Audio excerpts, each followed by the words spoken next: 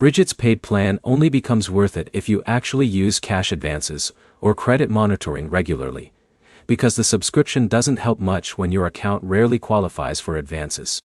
By the end, you'll know what Brigit's subscription is designed for, what features you lose without it, and how to decide if paying for it actually makes sense for your situation. Start with what the subscription changes. Brigit's subscription mainly unlocks faster access to cash advances and adds financial monitoring tools. The app still exists without it, but core features like advance access and timing can be limited depending on your eligibility and account history. Now look at why people think it's not working.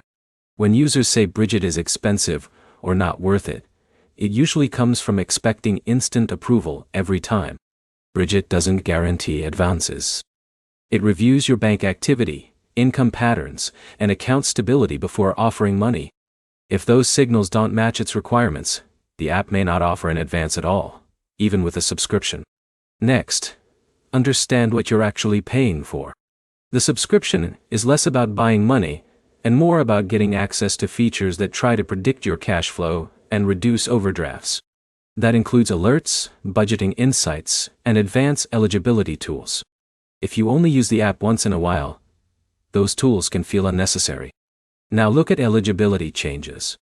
Brigit system updates based on your recent banking behavior. If your deposits become irregular, or your account has low activity, your advance offers can change or disappear. That can make it feel like the subscription stopped working when it's actually your account profile being reevaluated. Now talk about timing expectations. Even when an advance is approved, timing can vary based on your bank and processing speed. Some users expect instant delivery every time, but processing delays can make it seem like the app is broken when it's just a standard transfer delay.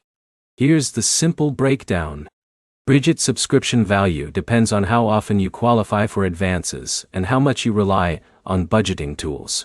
If you rarely qualify or don't use the features, it won't feel worth the cost. Do this next.